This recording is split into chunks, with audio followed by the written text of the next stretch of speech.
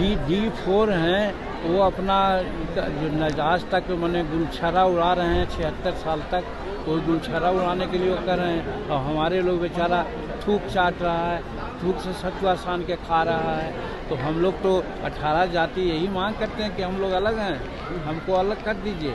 और उन लोग जो गुलछरा उड़ा रहा है वही आगे जाकर के आंदोलन कर रहा है, तो उस आंदोलन को हम लोग कैसे सहयोग देंगे? हम लोग तो उसको मैंने विरोध करेंगे। अपने ही अपनों के पराये हो गए, सगा सगा का ही दुश्मन बन गया। लड़ना बाहर वालों से था, लेकिन यहाँ तो घर में ही घमासान छिड़ गया। जो बात घर की थी वो चौराहे पर आ गई। हक और हकमारी की आवाज़ें बुलंद होने लगी। आखिर सियासत ने चट्टान की तरह मजबूत दलित समाज का ही बंटवारा करा दिया। दलितों ने भारत बंद किया और दलित समाज ने ही उसका विरोध कर दिया। आखिर देश में चल क्या रहा है? बात पुरानी है, लेकिन जानना जरूरी है। देश आज़ाद हुआ तब दलित हाशिए पर थे। कोई दलित को छूना भी पसंद नहीं करता था। भेदभाव मिटाने के लिए आरक्षण दिया गया, लेकिन कुछ नहीं बदला। दलित आज भी उसी भेदभाव का कहीं न कहीं शिकार है। हालांकि दलितों में कुछ लोगों की स्थिति सुधरी है, आर्थिक स्थिति बदली है, तो हर समाज में उन्हें इज्जत मिलने लगी है। जिन्हें सम्मान नहीं मिला, उन लोगों ने संपन्न हो चुके दलितों को अपना मानने से ही इनकार कर दिया। जिन्हें सम्मान नसीब नहीं हो रहा था, उनकी सरकार भी सुनने को तैयार नहीं थी। नतीजा, न्याय मांगने वो कोर्ट पहुंच गए। कोर्ट ने भी उनकी बातों को माना और सरकार को एक नियम बनाने की सलाह दे दी। कोर्ट ने कहा कि क्यों न जो दलित अमीर बन गए, जिन्हें अब हर समाज में इज्जत मिल रही है, उन्हें आरक्षण से बेदखल कर दिया जाए, और जो आज भी हाशिए पर हैं उन्हें संपन्न हो चुके दलितों के हिस्से का आरक्षण दे दिया जाए। फैसला आया तो मिलीजुली प्रतिक्रिया भी आई।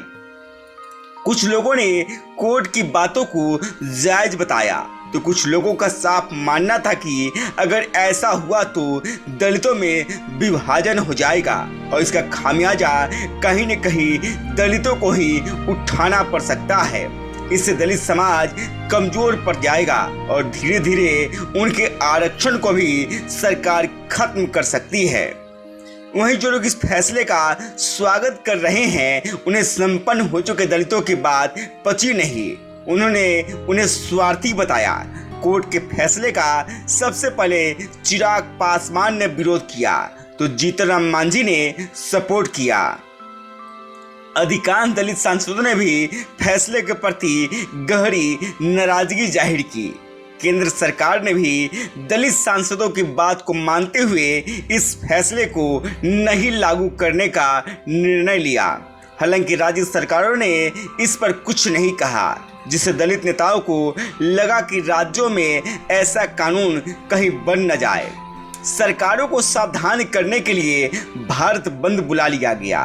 बंद सफल रहा, देश भर में असर हुआ, लेकिन आज भी जो दलित हाशिए पर हैं, उन्हें दलित समाज का भारत बंद करना अखर रहा है। उन्हें लग रहा है कि उनकी स्थिति शायद अब कभी नहीं सुधरेगी। वो हमेशा भेदभाव के शिकार होते रह जाएंगे।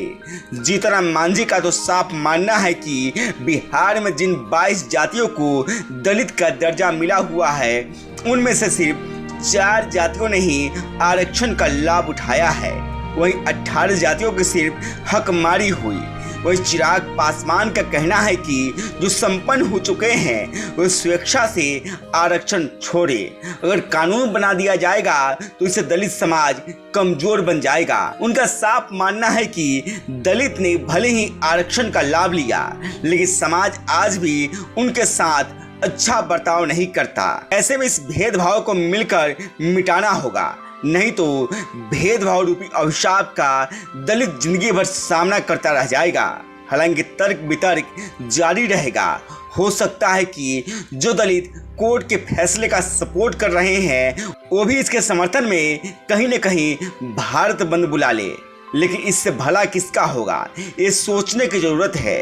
दलितों का आज लड़ना भेदभाव से था, लेकिन आज वो खुद से लड़ रहे हैं। एक दूसरे के विरोध में ही भारत बंद बुला रहे हैं।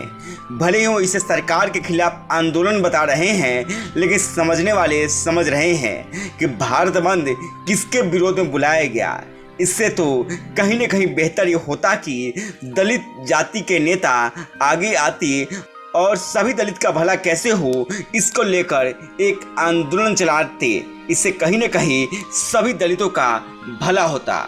गांव तक बिहार की रिपोर्ट। अगर आपने हमारे चैनल को सब्सक्राइब नहीं किया है तो सब्सक्राइब करें, साथ ही वीडियो को लाइक शेयर और कमेंट करें। धन्यवाद।